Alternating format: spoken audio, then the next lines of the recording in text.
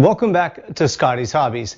In today's video, I'm going to show you the location of your lifting points or your jacking points on the 2012 to 2017 Toyota Corolla. This will be the same for the 2013 to 2018 Toyota Avalon as well. Now, located right behind the front wheels about, well, if you're using guide measurements, let's say about a foot behind the wheel. No, I'm just kidding.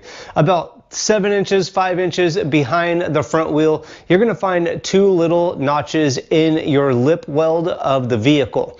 On this vehicle, you'll notice that the front notch is really not there and the more back notch is there. I'll put a circle to where they both should be at. Now, this is the actual jacking point.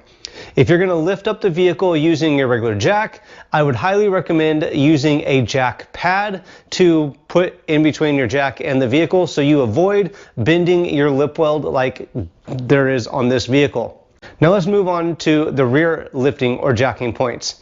In front of the rear tire, more towards the front of the vehicle from the rear tire, about 5 to 7 inches, you're going to find two more little notches in the lip weld of the frame of the vehicle. Or of the body, not the frame, of the body of the vehicle. These are going to be the rear lifting or jacking points.